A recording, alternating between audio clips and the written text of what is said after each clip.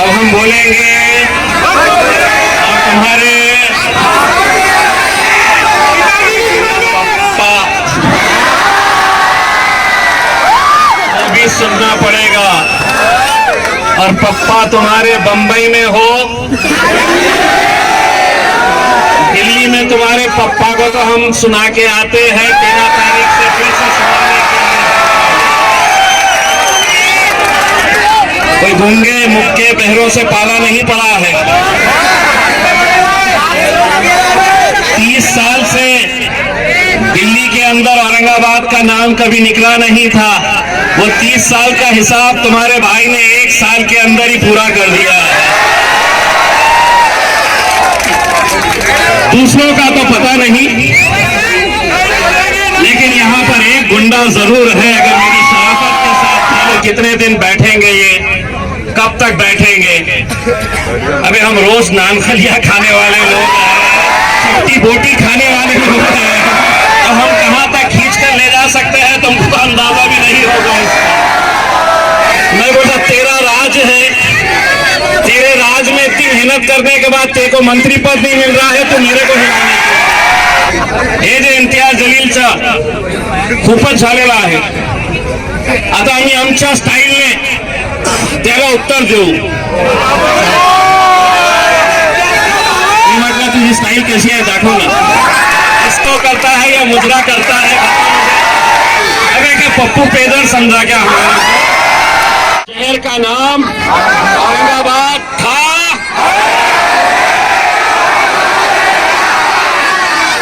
जरा कैमरा घुमाओ जी हजरत। अब सुनो ये शहर का नाम। अरे मेरे तरफ क्या लाता है बार बार उधर दिखा। मेरे शहर का नाम औरंगाबाद था।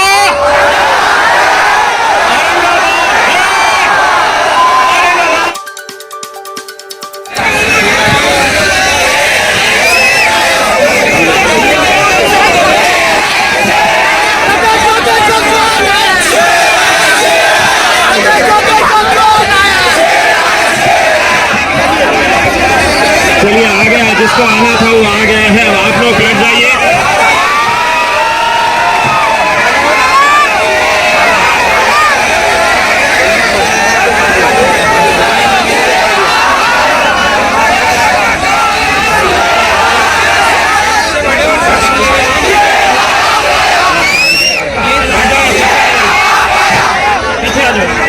लोगों के बाप बनाओगे मुझे।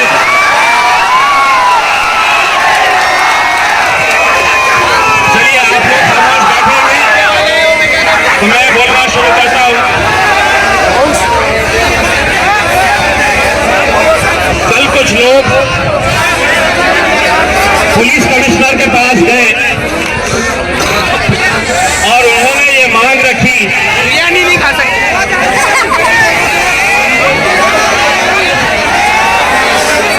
उन्होंने ये मांग रखी, बैठ जा बेटा, किसी के भी गोद में बैठ जा। ये छोटा बेटा तू भी बैठ जा।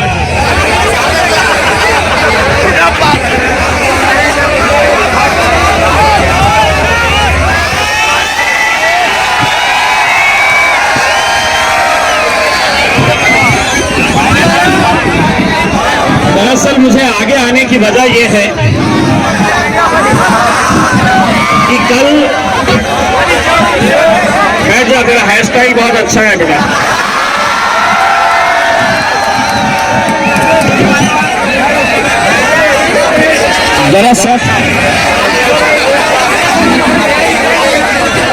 दरअसल आगे आने की वजह यह है कि यहाँ पे आपको लग रहा होगा कि सिर्फ जितने लोग यहाँ पर मौजूद हैं वही लोग देख रहे हैं। दरअसल मैं उस कैमरे की तरफ देखकर बोलना चाह रहा हूँ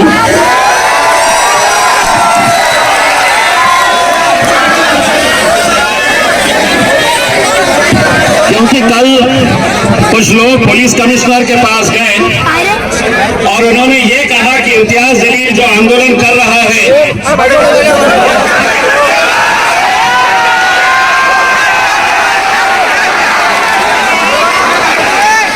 आप मेरे कांधे पे बैठ जाइए या सिर पे।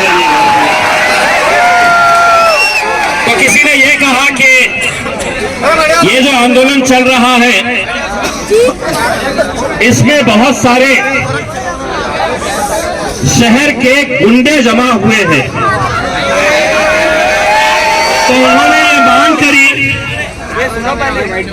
कि यहां पर आप सीसीटीवी लगवा दें और बैठ के देखें कि यहां पर कितने गुंडे आ रहे हैं।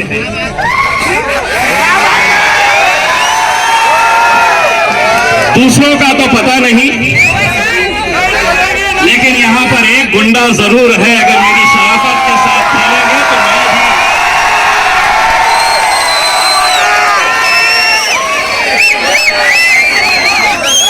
तो इसलिए आप अगर देख रहे हैं तो अच्छी तरह से देख लो। ये सिर्फ चौथा दिन है और चौथे दिन की हालत क्या है ये देखिए।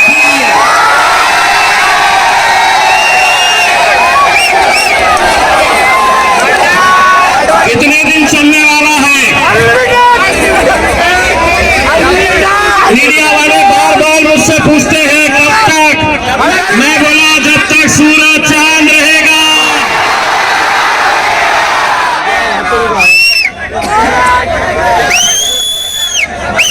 मैं अभी औरंगाबाद की सैर के ऊपर निकला था। मैं तो ये कहूंगा कि ये G20 के नाम के ऊपर जितने भी अंग्रेज आए थे उन्हें दूसरे चीजें नहीं दिखाकर अगर सिर्फ यहां पर लेकर आ जाते तो पूरा औरंगाबाद उन्हें देखने को मिलता।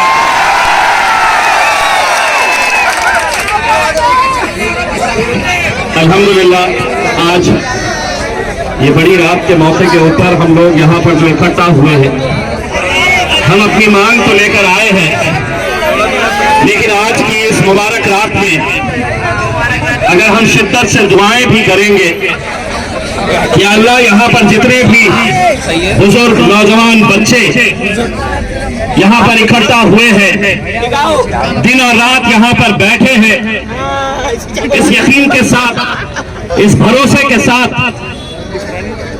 कि यहाँ पर हम जो कोशिश कर रहे हैं वो कोशिश में अल्लाह हमारे कामयाबी नसीब करे।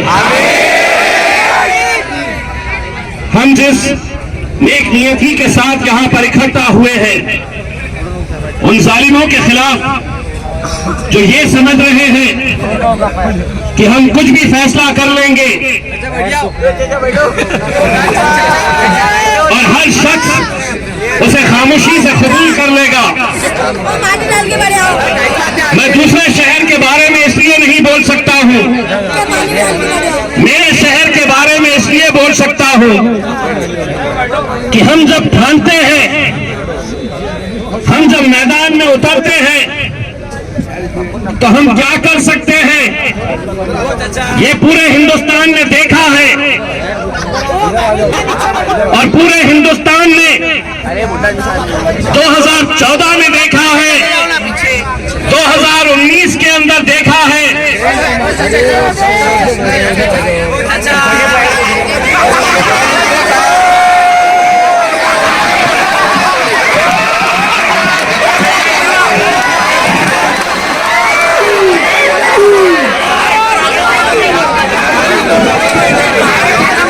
चाचा के लिए तालियां बजा दीजिए। मैं वाकई में लेकिन चाचा के जज्बे को सलाम करता हूं। हर रोज रात तक यहां पर आकर बैठते हैं और जब ऐसे लोगों का जज्बा, ऐसे बुजुर्ग लोग,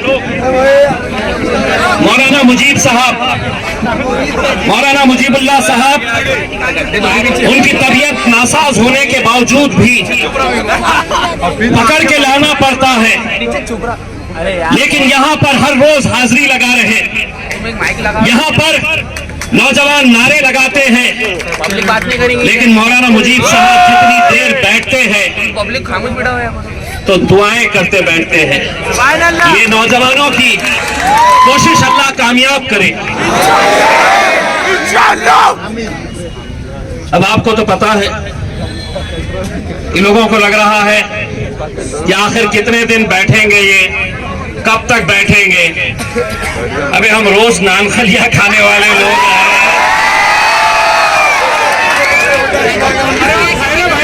और चपटी बोटी खाने वाले लोग हैं।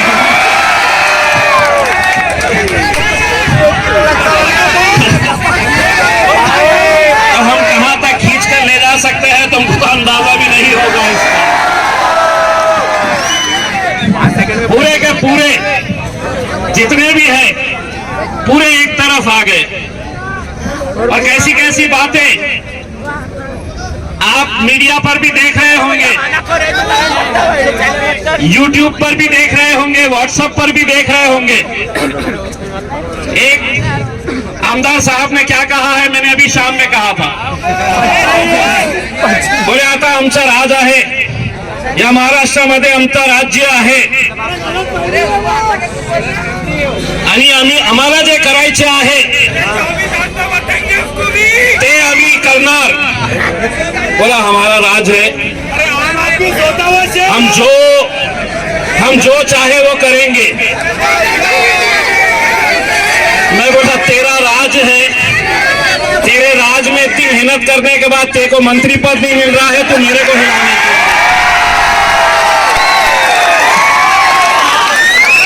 तेरे राज में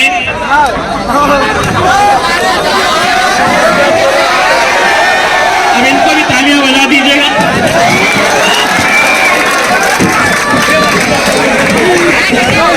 एक दूसरे साहब बोले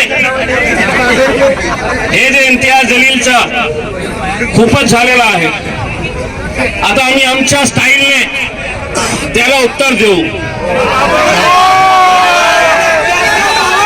तुझी स्टाइल कैसी है दाखो ना,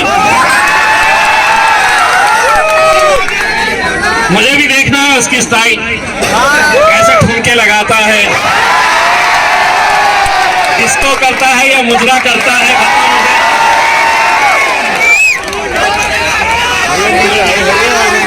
अबे क्या पप्पू पेदर समझा क्या हमारा? गए वो दिन जब तुम बोलते थे अब हम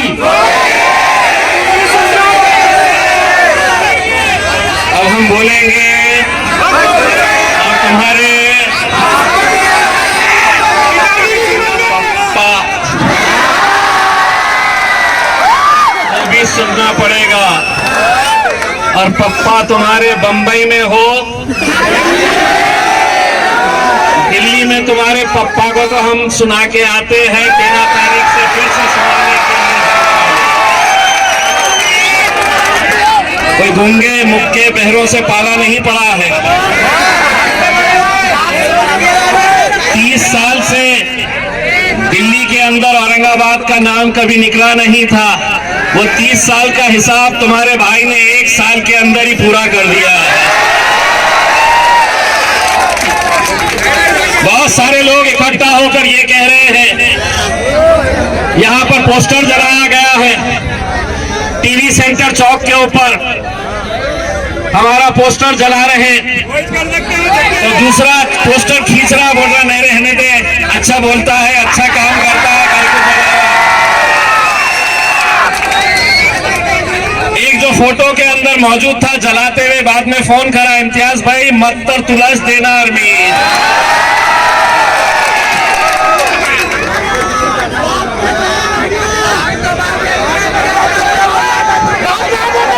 मेरे भाइयों, ये एक ऐसी लड़ाई है जिसे हम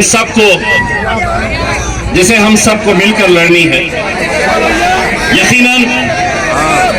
यकीनन कुछ लोग कहेंगे कि यहाँ पर रोड के ऊपर बैठने से क्या होगा, ये मामला अदालत के अंदर चल रहा है और अगर हम सड़क के ऊपर यह आंदोलन नहीं करें तो हो सकता है कि कल अदालत के अंदर सरकारी वकील खड़े रहे और सरकारी वकील अदालत को यह बताए जब इस शहर का नाम बदलने का फैसला लिया गया तो लोगों ने हंसी खुशी से पूरी गर्मजोशी के साथ उसका स्वागत किया, कोई रोड के ऊपर नहीं आया। किसी ने इसकी मुखालिफत नहीं की, किसी ने इसका विरोध नहीं जताया, हर एक ने खामोशी के साथ ये फैसले को कबूल किया। इसीलिए ये आंदोलन उतना ही जरूरी है जितना हमारी कानूनी लड़ाई जरूरी है।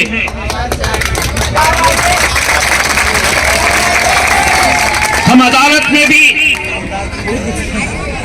पूरी ताकत के साथ लगे हुए हैं। यहां के जितने पिटीशंस हाई कोर्ट के अंदर है, सुप्रीम कोर्ट के अंदर कौन सा बड़े से बड़ा वकील लगाया जाए, इसके लिए बातचीत चल रही है। यकीनन ये लड़ाई जो रोड के ऊपर हम लड़ रहे हैं, उसका फायदा हमें अदालत के अंदर होगा, क्योंकि आप समझ रहे कि सिर्फ यहां पर हम ही लोग मौजूद हैं। अभी तक आईबी के लोग, सीआईडी के लोग,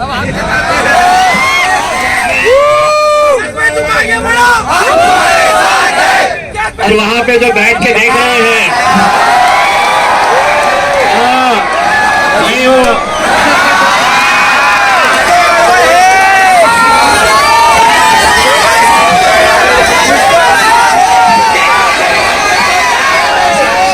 तो ये हर रोज ये जितने भी अधिकारी होते हैं यहां पर, इन्हें हर शाम सरकार को रिपोर्ट देना होता है।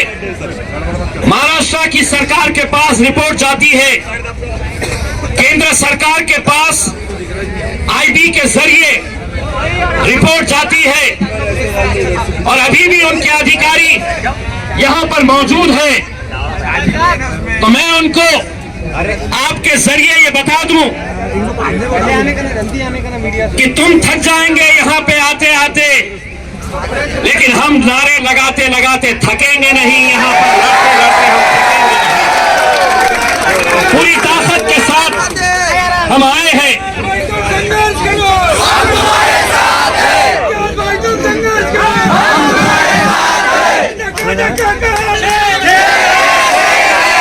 आमिर भाई, अपन सब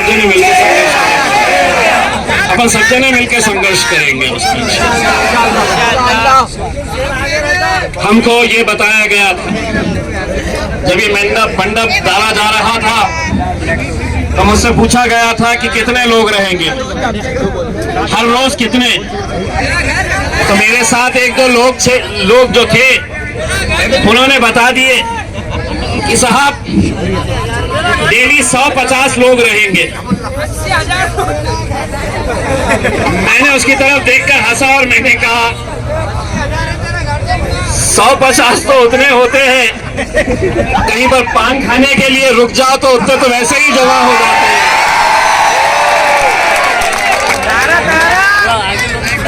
मैंने कहा मंडप लगने तो दो, उसके बाद उनको समझ में आएगा। अब उनको अभी तक तो यही है कि यहाँ पर ये पेंडोल के अंदर हम बैठे हैं। अब 9 तारीख के दिन, 9 तारीख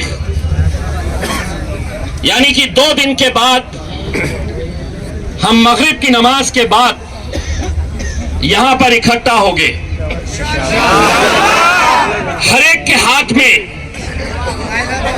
एक मोमबत्ती होगी, एक कैंडल होगा, एक मोमबत्ती हर इंसान के हाथ में रहेगी। और हम लोग, देखिए ये बात मैं आप लोगों को बहुत ही अदबन गुजारिश के साथ ये कहना चाहता हूं। हम लोग यहां से जब निकलेंगे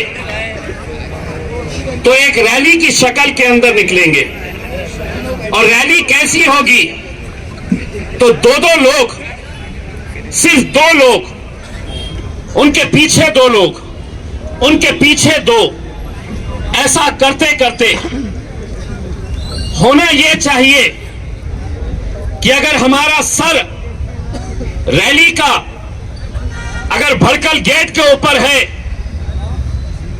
तो हमारी टेल यहीं पे रहेगी।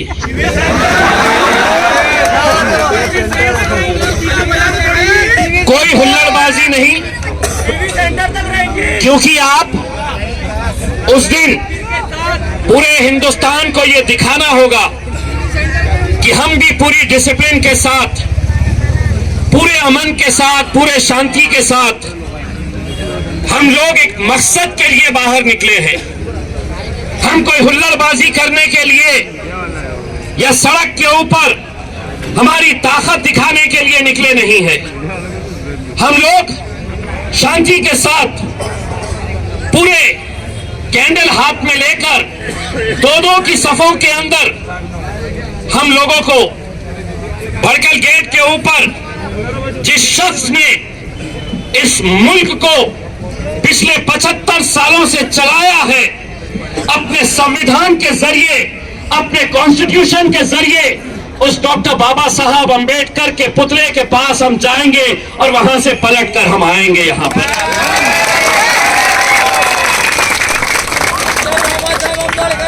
लेकिन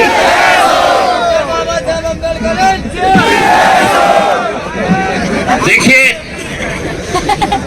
आपको ये लग रहा होगा और बहुत सारे लोगों को ये लग रहा है कि ये नाम का विरोध महज एक कौम कर रही है, महज एक ही कौम के लोग रास्ते के ऊपर उतर आए हैं। यकीनन सबसे ज्यादा तकलीफ हमें हो रही है, क्योंकि ये हमारा शहर है, हमारी पहचान है। हम बचपन से जो नाम सुनते आए हैं, पूरी दुनिया के अंदर जिस नाम से हमारी पहचान है, अगर दिल्ली में बैठा, मुंबई में बैठा कोई नेता अगर इसका फैसला लेगा तो यकीनन वो फैसला हमें किसी सूरत में कबूल नहीं है। किसी सूरत के अंदर हमें यह कबूल नहीं है।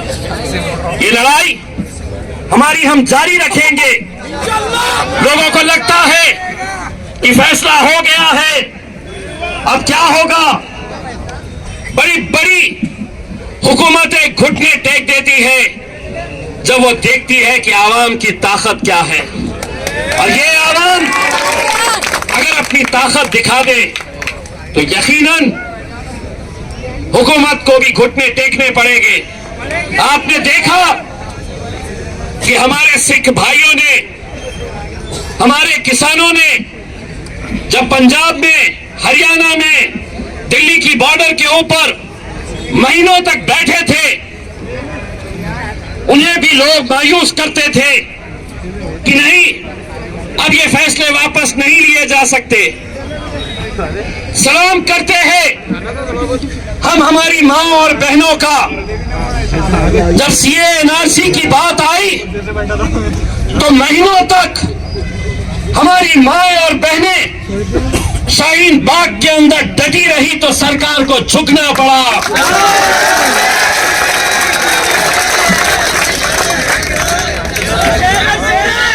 हमारी माएं और बहनों के सामने अगर झुकना पड़ा तो ये तो शेर के बच्चे हैं। ये शेर के बच्चे, ये मत समझना कि ये पेंडोल के बाहर हम नहीं आ सकते।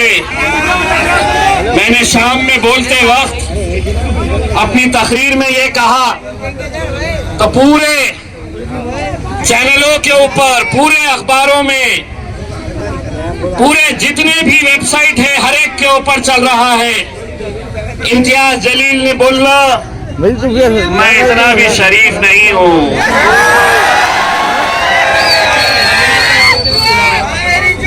सुनना चाहते हैं। आज तो मीडिया वाले हैं नहीं, होली मना रहे हैं। कल आएंगे, फिर देखेंगे, ढूंढेंगे ये गुंडा मिल रहा क्या, ये गुंडा दिखता क्या।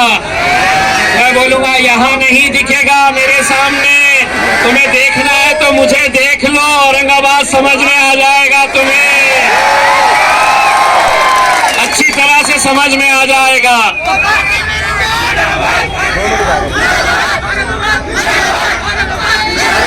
इंशाअल्लाह आपकी जो ख्वाहिश है, मेरी भी ख्वाहिश है, दुनिया में जितने भी इस शहर से मोहब्बत करने वाले लोग हैं, उन सब ने यही पैगाम भेजा है कि ये शहर का नाम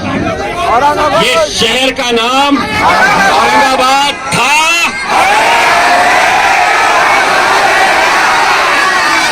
जरा कैमरा घुमाओ जी हजरत। अब सुनो, ये शहर का नाम, अरे मेरे तरफ क्या लाता है बार बार उधर